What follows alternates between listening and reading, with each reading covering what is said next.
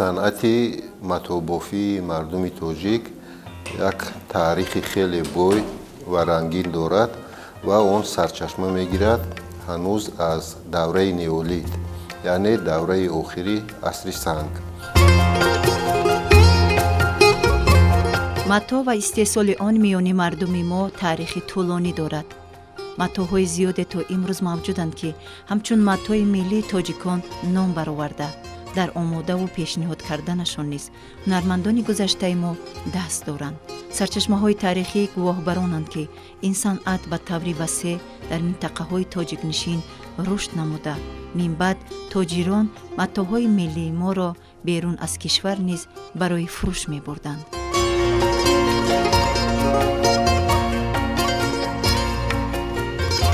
وقتی که درباره پیدایش ساحه‌های گوناگون صنعت نساجی سخن می‌رود، باید قید کرد که در همین دوره، در دوره نیولید و ابتدای عصر برنجی، قریب تمام ساحه‌های عین حال معمولی صنعت بافندگی همه آنها وجود داشتند.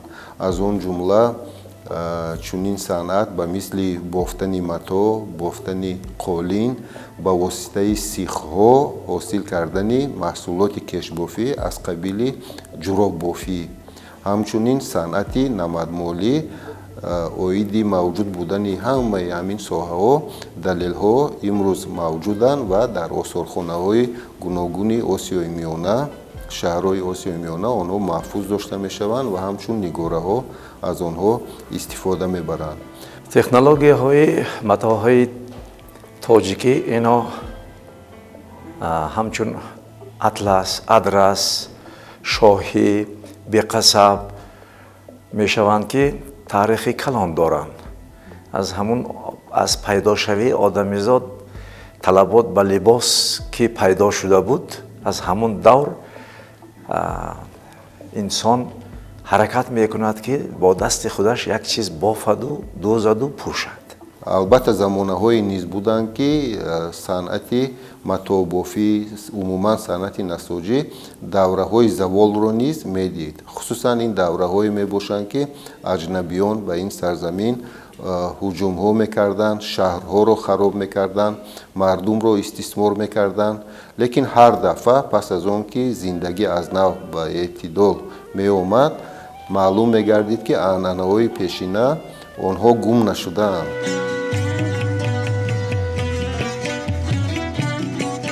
نامگوی زیادی متاع‌هایی هستند که چه در گذشته و چه امروز میان مردم ما مورد استفاده وسیع قرار گرفته، موقع و جایگاه خاصی را کسب نمودند.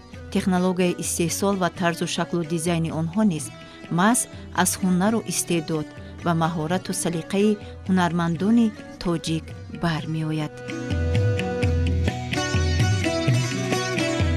یکی از دوره‌های دیگری خیلی پیشرفته گلگون شکوفی صنعت متاع بافی تاجیکان، این دوره موجودیت کوشانی بزرگ می باشد که این نیز به دوره قدیم راست می آید و سرچشمه‌هایی که در این بابت دلیل میدهند به صفت آنها فرض کردیم خدمت میکند.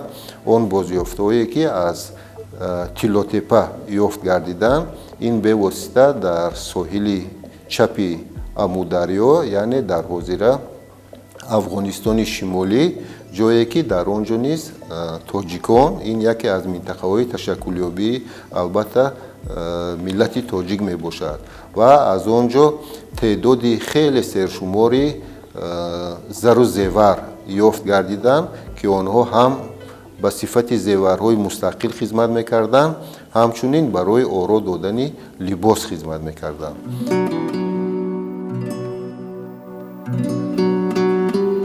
ضمن پژوهش و کافتکاوهای باستانشناسی، محققان چه در حدود تاجیکستان امروزه و چه بیرون از آن و حتی در دولت‌های اروپا نمونه گزوار و متاع‌های استحصال هنرمندان تاجیک را با دلیل‌های رد نشونده نیز دریافت نمودند. دوره ابتدای عصرهای میانه که این نیز یکی از دوره‌های گلگون شکوفی صنعت متاع براری تاجیکان به شمار می رود، бозёфтҳо аз минтақаҳои таърихӣ алал хусус дар намуди деворнигораҳо нишон медиҳанд, ки дар сари либоси ҳам мардона ва ҳам занонаи аҷдодони тоҷик ба миқдори хеле зиёд истифода мешуданд матоъҳои сернақшинигори абрешимӣ. ва вақте ки муҳаққиқон ин деворнигораҳоро аз назар мегузарониданд, пас дар давраи аввал ба чунин хулоса омаданд, ки ин матоъҳои эронӣ, яъне сосонӣ мебошанд ва чунки аз рӯи қонунияти иҷроиш онҳо бо матоъҳои аз сарҳади Эрон ёфташуда хеле ва хеле наздик буданд. вале дар яке аз осорхонаҳои Аврупо, хусусан осорхонае ки дар шаҳри Юии Белгия мавҷуд аст, порае аз амин матои ёфташуда ба назар расид, ки дар тарафи астари он номи матоъ дарҷ гардида буд занданачӣ. яъне ин имкон дод то ин ки мутахассисони фарҳанги моддӣ ба чунин хулоса биёянд, ки дар асл ин матоъҳо дар Эрон истеҳсол намешуданд, балки бевосита дар Суғд, дар пойтахти Суғд, дар Бухоро мавриди истеҳсол қарор мегирифтанд.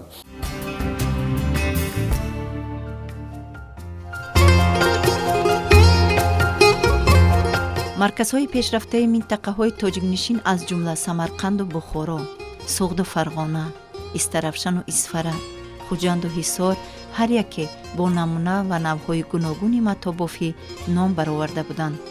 коргоҳҳои хурду бузурге ки дар ин марказҳо амал мекарданд, ҳар яке далели ривоҷу равнақи санъати матоъбофӣ бо ҷалби васеъи ҳунармандон буд.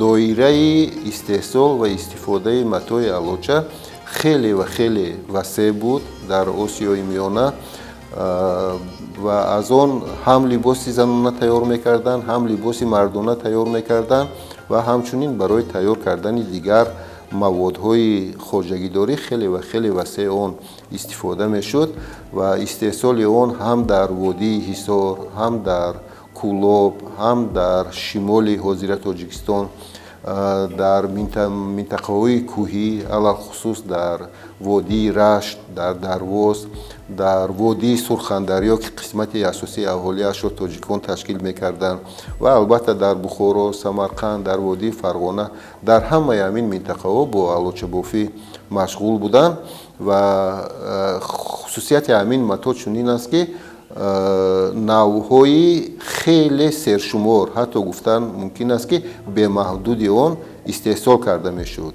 дар натиҷаи ба ҳам ҳамбаста кардани рахҳои рангашон гуногун, тағйир додани андозаи ҳамин рахҳо ва ғайр аз ин худи ҳамин яке аз хусусиятҳои сари либоси мардонаи то инқилобӣ чунин буд, ки ҳамагон кӯшиш мекарданд, ки либоси онҳо то дараҷаи ҳарранга бошад ва аз ҳамин матоъ ба миқдори хеле зиёд ва сершумор хилъатҳои боло, ки бо номи яктаҳ ва ҷелак маъмул буданд, истеҳсол карда мешуданд. номгӯи матоъҳои миллии мо хеле зиёд аст, аз ҷумла атласу адрасу алоча, читу карбоз ва чанде дигар, чӣ дар гузашта ва чӣ имрӯз тариқи дастгоҳҳои махсус истеҳсол мешуданд. намунаи дастгоҳҳои қадима дар осорхонаҳои гуногуни кишвари мо то имрӯз нигоҳ дошта шудаанд. баъзе аз намунаҳо дар манзилҳои истиқоматии ҳунармандон то имрӯз мавҷуданд ва ҳатто мавриди истифода низ қарор доранд. матоъҳои анъанавии тоҷикон гуфтем, ин адрас, атлас, беқасаб, шоҳӣ мегон, ин ҳамон даври нӯҳум, даҳум асрҳода подшоҳҳо барои худашон, барои либосӣ матоъҳои хушрӯи шоҳина аз берун, асосан аз давлати Чин меоварданд. аз роҳи шохи Абрешим меомад аз ҳамун давр мана қариб ки ҳозир 3-9,000 сол шудааст ки дар тоҷикистони мо пиллапарварӣ ба роҳ монда шудааст ки аз ресмонҳои пиллапарварӣ мо матоъҳои шоҳин мегӯем, шолкивӣ матоъҳо медӯзем. Ино ана абрешими шоҳи атлас, крепдешин мегӯем, тоҷикида акун гирбишин мегӯем. аз ҷумлаи матоъҳои миллии тоҷикон ки аз пахта истеҳсол карда мешуданд, мо номбар карда метавонем бевосита карбос, ки хеле ва хеле маъмул буд ва хусусияти он чунин мебошад ки бофтани он нисбати дигар матоъҳо то андозаи соддатар мебошад ва ҳамин имкон медод ки онро на танҳо дар шаҳрҳо, балки дар деҳот, хусусан дар кӯҳистон, қариб дар тамоми хоҷагиҳо бо истеҳсоли он мардум машғул буданд. матоъи хоса ки ана ҳамин пайдоиши ин матоъ номи он дарҷ гардидааст ҳанӯз дар сарчашмаҳое ки ба ибтидои асрҳои миёна бевосита ба давраи ҳатто пеш аз ташаккули давлати Сомониён тааллуқ дорад. Хоса то андозае ба докаи имрӯза монанд аст ва он барои истеҳсол кардани ҳамин либосҳои занона хеле ва хеле зиёд истифода мешуд. дар коргоҳҳои бузург технологияи коркард низ пешрафтааст. ҳамзамон истифодаи ашёи хом аз ҷумла рангу ришта ба таври хос сурат мегирад. охирин замонҳо солҳои 90 дар тоҷикистон мегӯм, дар Хуҷанд Атлас, дар Тоҷик Атлас ҳамин дастгоҳҳои автоматӣ шинонида шуда буд ки як соат ба то 5 метр атлас мебофид. то 5 метр. ҳозир ин дасти мо карӣ як соат як метр мумкин бофим. як намуди дастгоҳи қадимаи мо, намунаи дастгоҳи қадимаи мо ана ҳамин буд ки ина амудиш ҳаст, уфуқиш ҳаст ки бофанда шишта матоъ мебофт дастӣ. ана ҳамин аз ресмонҳои тор пуда дастаки гузаронда, дастаки ҷавз кара оварда ба сарҳади матоъ зада ҳар хел гуло ташкил мекарданд, нақшҳо ташкил мекарданд ва фақат ина камбудиш бараш беҳад зиёд кара намешуд. Барашон кам буд. ҳозира рӯза дастгоҳҳои дастӣ ки мана дар ҳунармандо дар ҳар корхона ташкил шуда исос дунёи нав мана душанбеда ташкил шуд. дар он ҷоям дастгоҳҳои дастӣ шинондан чанд 40 дона дастгоҳ фақат ҳудудии бардора. ина як камбудиш ҳаст ки барои либос дӯхтан ба занакҳо нағз мешуд агар ҳамин бари матоъе ки аз дастгоҳ мегирем андозаи занон ба андозаи миёни занон ба туғри меомад. Набошад як улоғ мефурод, дарз мефурод ки вай нақшаро вайрон мекунад.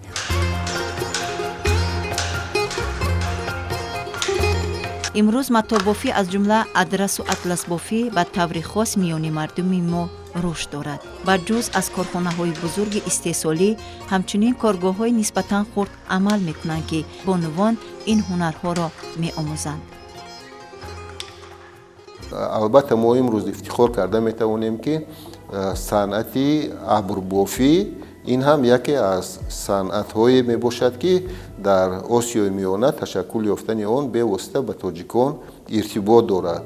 Вале мутаассифона оғози саршавии чунин нақшро то ҳол муайян кардан имкон надорад ва мутахассисон ба як хулоса омада наметавонанд, чунки маълумот дар бораи чунин нақш танҳо ба асри 16 тааллуқ дорад ва имрӯз аз рӯи натиҷагирӣ чунин ба назар мерасад ки тахминан 500 сол пеш аз замин бофтани матоъҳои дорои нақши абр ба вуҷуд омадааст.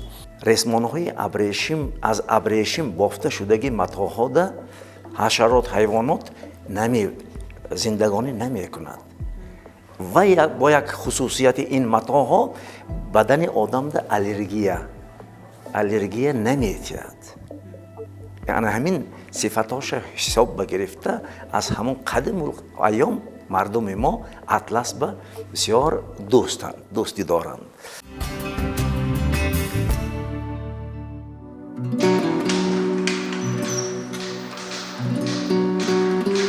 адрас бофӣ яке аз ҳунарҳои маъмулии тоҷикон аст. адрас матои мунаққаш аст ки тораш аз абрешиму пудаш аз ресмони пахтагин буда, аз он сару либоси занона, ҷомаҳои мардонаю кӯдакона ва ҳатто баъзе аз ҷиҳози рӯзғорро омода мекунанд. ин ҳунар низ таърихи тӯлонӣ дорад ва он дар тамоми минтақаҳои тоҷикистон маъмул аст.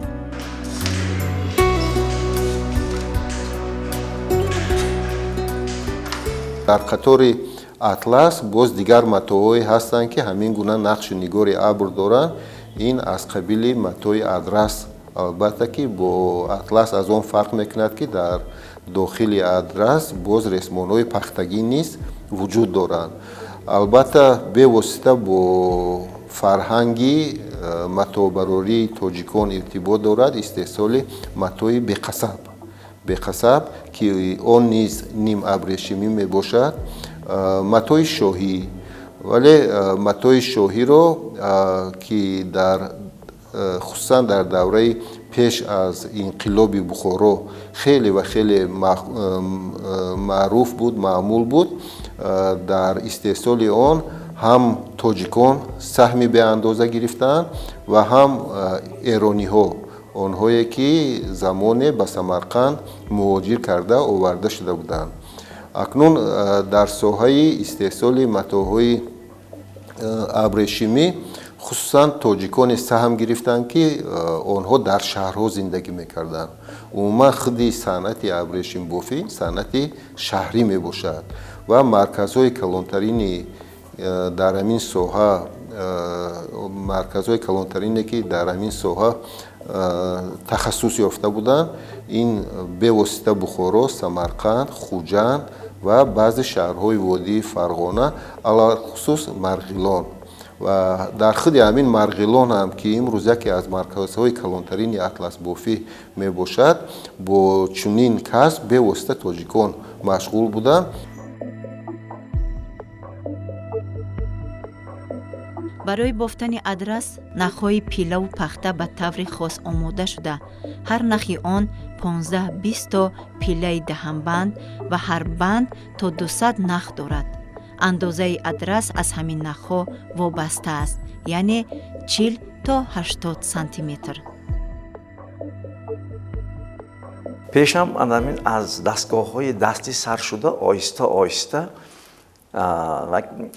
мовқеи мепаридагӣ ихтироъ шуд ки самолёт челнок мегуфтанд. мовқеи самолёт ки парида мегузашт аз як тарафи мато дуввум ба, ин ҳамчун революция шуд дар бофандагӣ ки аз дастӣ оҳиста оҳиста ба механикӣ гузаштем, аз механикӣ ба автоматӣ гузаштем. рангубори риштаи адрасро бофандагон аз ҳар гуна пӯслоху решаҳои растаниҳо тайёр мекунанд. дар замони имрӯза бошад, адрасбофон риштаҳои рангкардаи тайёрро харидорӣ менамоянд.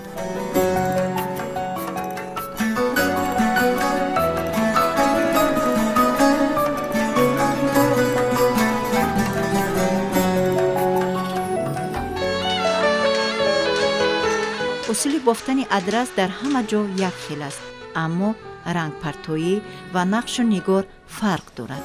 вобаста ба рангу гулпартоӣ, атласу адрас ҳатто метавон муайян кард ки дар куҷо истеҳсол шудааст.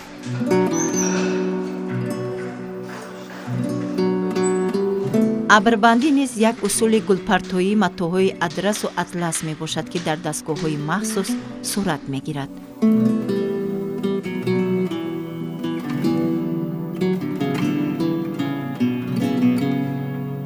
мардуми мо тоҷико ба ду гурӯҳ ҷудо кардаги ки якташа абрагӣ гуфтагӣ, дуввумаша остарӣ.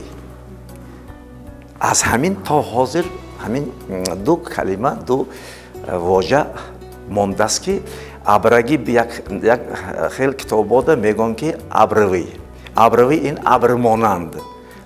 мо ҳозир бо шогирдомо кофтуков кара таърихи матоъҳои тоҷикӣ анъанавия санҷида ба ҳамин хулоса омадем ки не, ин абрмонанд не, ин абрагӣ, ин матои рӯи либоса ташкил мекардаги матоъ. ин матоъ нисбат остарӣ нархаш қиммат, сифаташ тоест баланд, барои ҳамин нархаш қимматтар мешавад. ана ҳамун абрагӣ, абравӣ урусида кун, абрагӣ не абравӣ омадагӣ.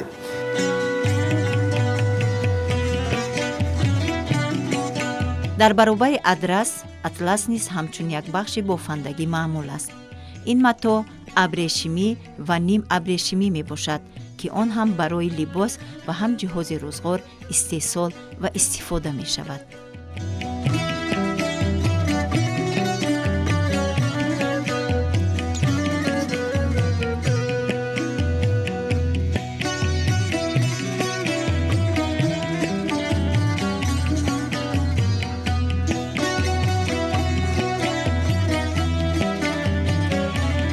дастгоҳҳои жаккардӣ мегӯям ки барашон то 3 метр ба матои худаш дар вақти бофтан гул пайдо мекунад аз ресмонҳои ҳарранга ё бо роҳи боҳампечӣ, истифода бурдани боҳампечӣ гул пайдо кара. вай гулҳо 100 бор ҷомашоя кунедам намераванд.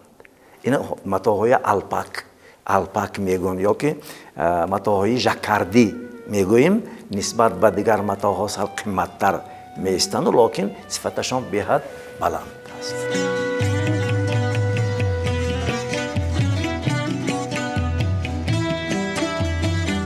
истеҳсоли матоъ, шӯҳрату маъруфияти онҳо ки таърихи қадима доранд, бори дигар гувоҳӣ аз рушду пешрафт, шаҳрсозию тамаддунофарӣ ва хеле қадимӣ будани мардуми мо гувоҳӣ медиҳад ки то ҳанӯз дар ҳоли рушд қарор дорад.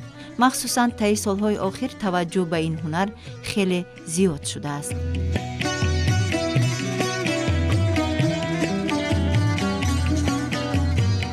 дасти бофтан ин қурби манзилати матоъи баланд карданаша як сабабаш аст ки дар матоъ нуқс кам пайдо мешавад.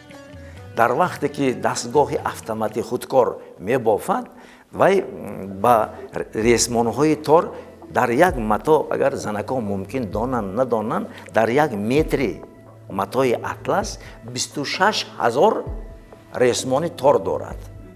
ва бай 26 000 назорат кардану ҳар якташ канда шавад, дар вақти кандашавӣ дастгоҳа дошта ва я баста бо дастгоҳ кор фармондан, ин зариби фоиданокии дастгоҳа пас мекунад.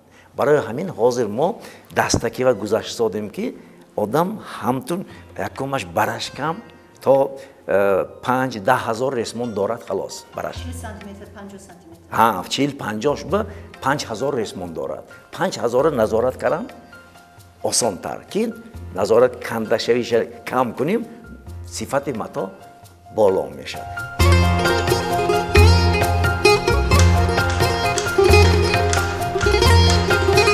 дар шароити соҳибистиқлолӣ, ҳунарҳои мардумӣ ки аз решаҳои таърихӣ об мехӯранд, ҳифз ва ташаккул дода мешаванд.